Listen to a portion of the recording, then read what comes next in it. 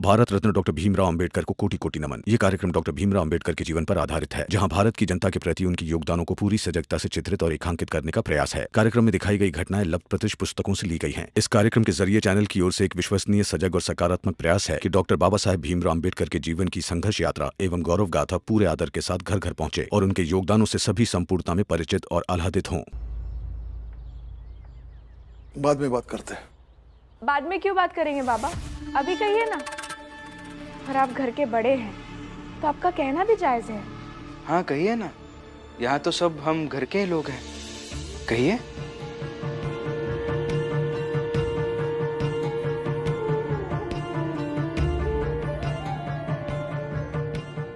ठीक है। भीम अगर पूरन यहाँ रहता है तो उसके खाने पीने का खर्चा तुम्हें उठाना पड़ेगा।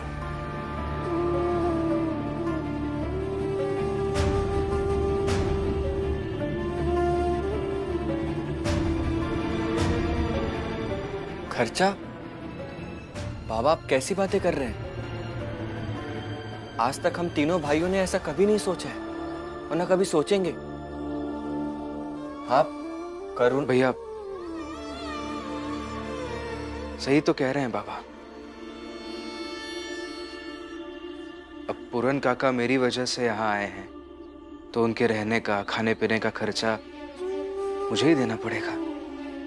सही सही कह रहे हैं बाबा।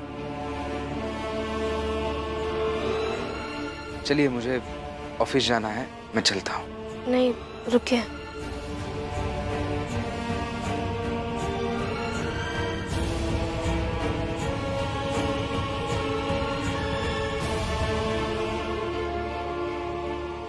ये किताब लेकर जाइएगा, अगर आपको समय मिलेगा तो पढ़िएगा।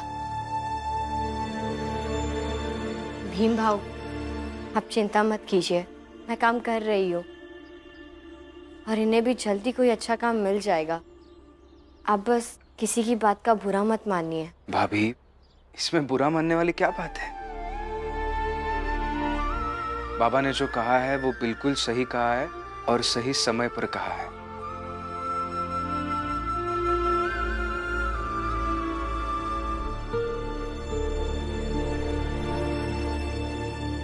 मेरे हाथ में जो है ये मेरी इच्छा, मेरी ख्वाहिश, मेरा सपना, मेरा भविष्य है और मेरे सामने मेरे कर्तव्य और मेरी जिम्मेदारियां।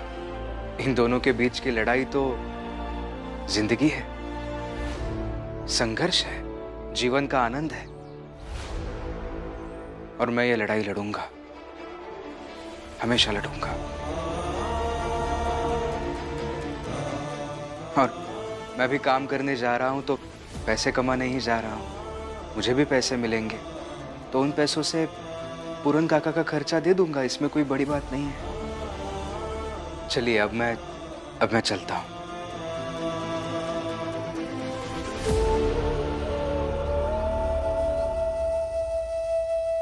बस मुझे बुरा इस बात का लग रहा है कि वो आदमी अभी अपने परिवार वालों को श्रद्धांजलि देने गया है और हम यहां खड़े खड़े उसके जीवन को और मुश्किल बना रहे हैं।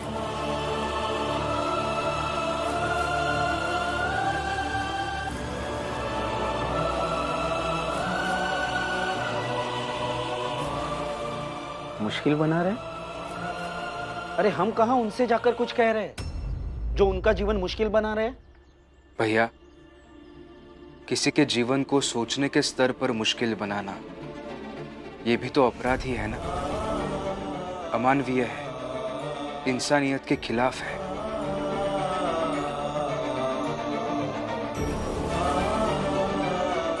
वैसे देखा जाए तो सबसे बड़ा धर्म, सबसे बड़ी पूजा, सबसे बड़ी प्रार्थना तो ये होनी चाहिए कि हम एक इंसान हैं तो हम किसी और इंसान का जीवन थोड़ा सरल कैसे बना सकते हैं, इसी के लिए हमें लड़ना चाहिए। और मैं इसी के लिए लड़ूंगा और इसी के लिए जीवन भर जीऊंगा।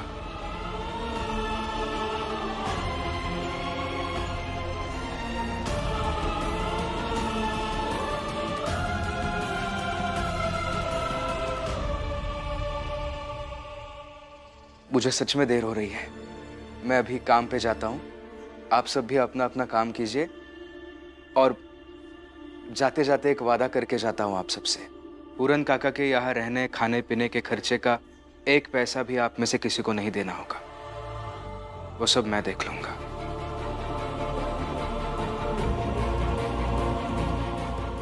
और वैसे भी किसी इंसान के रहने खाने पीने के खर्चे का भार इतना भी नहीं होता कि उससे किसी की कमर टूट जाए।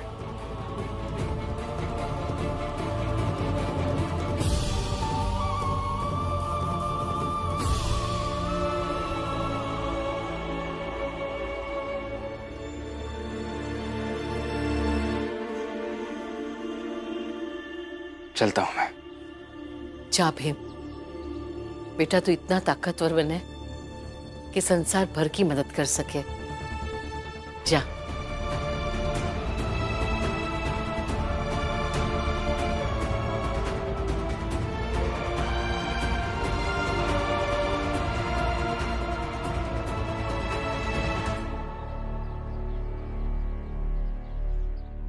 बाला कह दिया भीम से और जवाब भी मिल गया।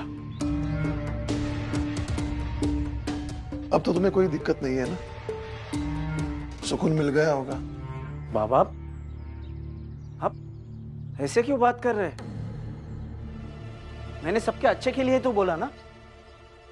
आप तो ऐसे बात कर रहे जैसे मैंने बहुत बड़ा पाप कर दिया हो।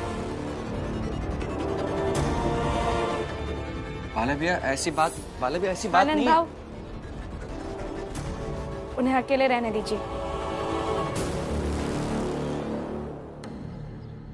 रमा, सबके लिए चाय बना दो, और हाँ, पूरन के लिए भी एक भरी चाय बना दो। जी।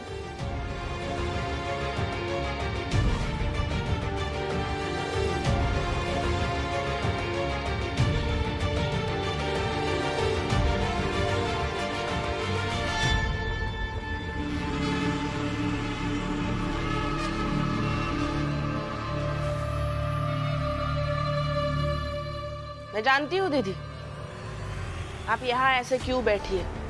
आपको क्या लगता है आप यहाँ रहोगी तो मैं करुणा से बात नहीं करूंगी? कुछ फर्क नहीं पड़ता मुझे। मैं करुणा से अब भी वो बात कर सकती हूँ जो आप सोचती है कि मैं अकेली में करूंगी। और अपनी सास से अच्छी बातें सीखने में क्या बुराई है? क्या करुणा, बाहर जाकर बाला को भड़का। यहाँ से जो क्षणिक नाराजगी लेके गया है ना, उसे और बड़ा बना, इतना बड़ा बना कि ज्वालामुखी बन जाए। और अगर बाला एक बार फटा ना, तो इस घर की दीवारें भी हिलेगी।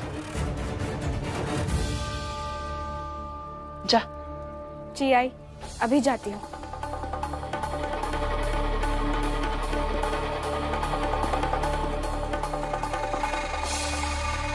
जाइए, जाइए ना।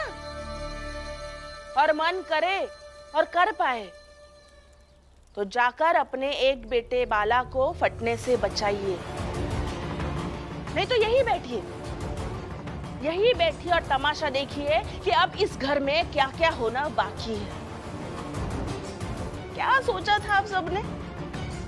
ये घर एक महान भीम के घर के रूप में याद रहेगा, है ना?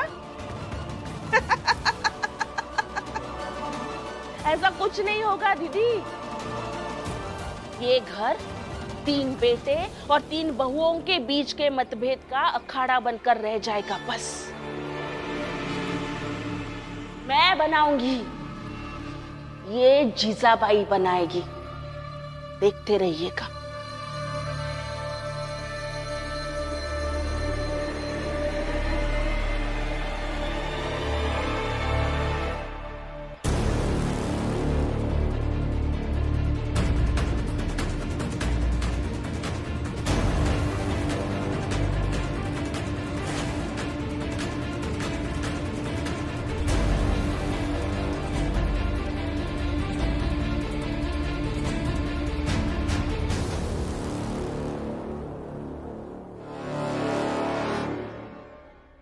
जा करुणा, बाहर जाकर बाला को भड़का।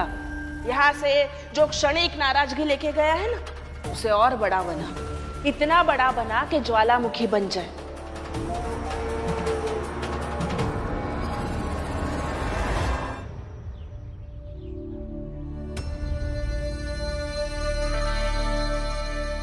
जानती हूँ आपको अच्छा नहीं लगा होगा। सबके सामने घर के बड़े बेटे से बाबा ने ऐसे कहा। अगर बाबा को भीम से सवाल पूछने में ऐतराज था भी तो अलग तरीके से ऐतराज जता सकते थे। खैर आप छोड़िए, आप ज्यादा मत सोचिए। करुणा, ये झुंझुना देख रही है? बचपन में जब से मैंने इसे हाथ में उठाया है ना, तभी से सब कुछ बदल गया। मैं घर का बड़ा बेटा होने के बावजूद भी भीम और आनंद से कम लायक बचा। और ये पहली बार थोड़ी ना है कि बाबा मुझसे गुस्सा हुए। मैंने हमेशा सबको परेशानी ही दी। मेरे कारण लोग खुश कम और दुखी ही ज्यादा हुए हैं।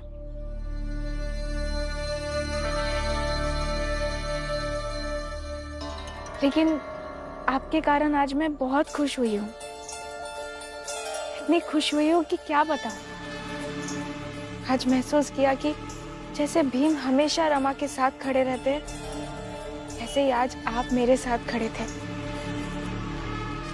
बहुत अच्छा लगा मुझे। शुक्रिया।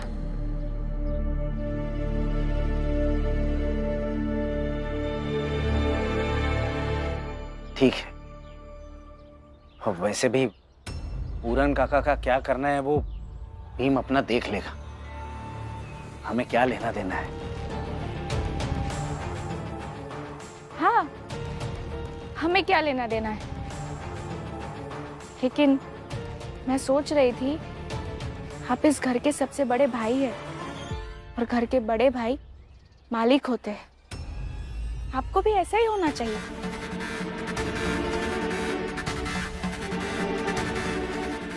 मैं जानती हूँ इस तरह की बातें आपको बुरी लगेगी और आपसे ज्यादा तो भीम, रमा, आनंद और लक्ष्मी आपको मालिक बनते नहीं देख पाएंगे।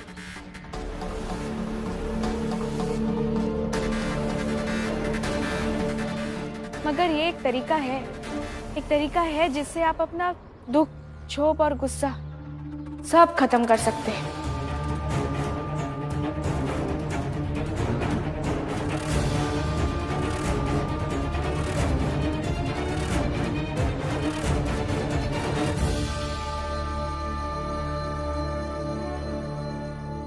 बाला कह दिया भीम से और जवाब भी मिल गया। अब तो तुम्हें कोई दिक्कत नहीं है ना? सुकून मिल गया होगा। आप इस घर के सबसे बड़े भाई हैं और घर के बड़े भाई मालिक होते हैं। आपको भी ऐसा ही होना चाहिए। अरे वो अखबार पहुंचाने थे, पहुंचा दिए? हाँ साहब। तुमने? मैं अंदर आ सकता हूँ सर? अरे आइए आइए आइए। बहादुर हो, लड़कर झगड़कर जीत कर आए हो। भाई स्वागत है आपका, स्वागत है। अरे ताली बजाओ, लौट कर आया है।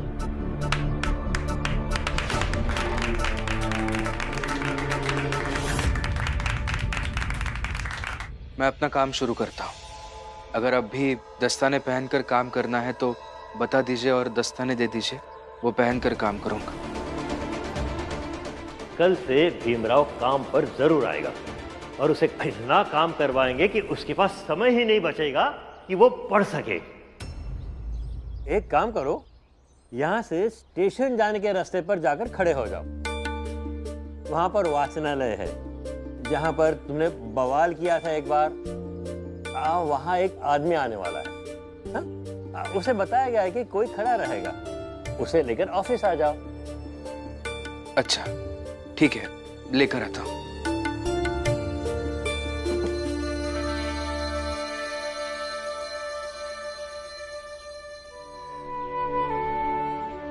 लीजिए, चाय पी लीजिए।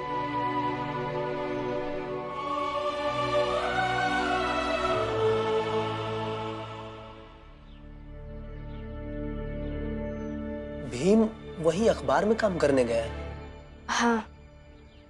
कहीं और काम कर लिया होता, वहां तो सब बहुत परेशान करेंगे। वो कहीं और काम नहीं करेंगे, क्योंकि वो कहते हैं कि सबसे सुंदर फूल कांटों के बीच ही खिलता है।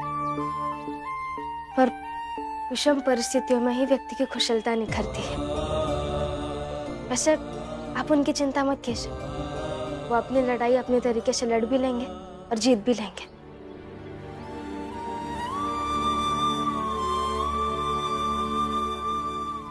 मैं तुम सब पर बोझ बन गया हूं अचानक से। नहीं काका, और आप ऐसे मत बोलिए, नहीं तो हमें बुरा लगेगा। मैं जितनी जल्दी हो सकेगा कोई काम ढूंढूंगा। बिल्कुल नहीं, आप कोई काम नहीं ढूंढेंगे। और जब तक आप मानसिक तौर पर खुद को ठीक नहीं बना लेते हैं, तब तक आप कोई काम नहीं करेंगे। आप इस सब के बारे में अभी मत सोचिए, आप सिर्फ आराम कीजिए।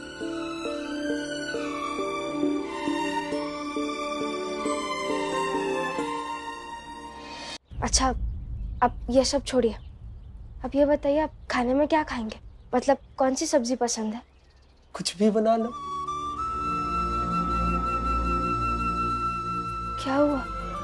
ऐसे ही मेरी बेटी पूछती थी और मैं यही जवाब देता था, कुछ भी बना लो। तुमने ऐसे पूछा तो बेटी जैसी लगी। आज तो आपके पसंद की ये सब्जी बनेगी। बताइए आपको क्या पसंद है? आलू, मेथी, कांदा। मेरे पापा को भी यही सब्जी पसंद थी, बनाती हूँ।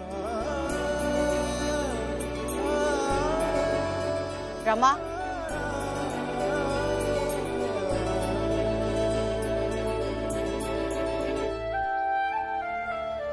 रमा, तुम तो कहती थी तुम्हारे बाबा मर गए थे जब तुम बहुत छोटी थी, तो फिर तुम्हें कैसे पता कि उन्हें खाने में क्या पसंद था?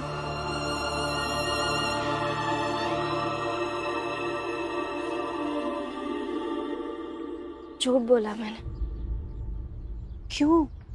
काके, ये बहुत सारे रिश्तों को खोकर खुद को समेटने की कोशिश कर रहे हैं। और अगर कोई इंसान खुद को समेटने की कोशिश कर रहा हो और उसमें अगर किसी रिश्ते का साथ मिल जाए तो समेटना आसान हो जाता है। और मेरे झूठ बोलने से वो खुद को मेरे बाबा से अधिक करीब महसूस करेंगे। और इसमें गलत क्या है? सही है रमा, तुम ना दूसरी भीमराव बन गई हो, जो संबंधों को इतने बारीकी से समझती है। और समझती नहीं है, बल्कि उसे पूरी तरह से निभाने की कोशिश करती है।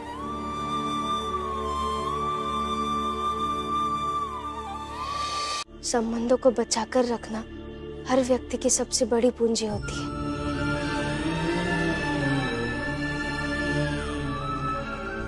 रमा सही कह रही है, संबंधों को बचाकर रखना ही पूंजी है। और फिर हम गरीब लोगों के पास पूंजी के नाम पर यही कुछ संबंध है। मैं करुणा दीदी से संबंध खराब नहीं होने दूंगी।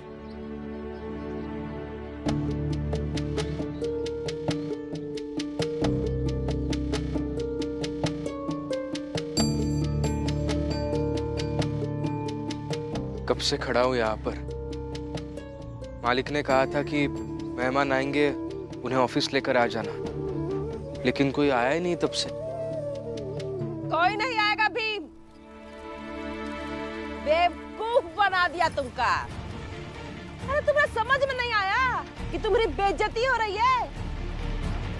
अरे हम अनपढ़, गवार, अंगूठा छाप हम समझ गए, मगर तुम ना समझ पाए। का फायदा इसी पढ़ाई लिखाई का बताओ। करो तुम इंतजार करो, हम चलते हैं।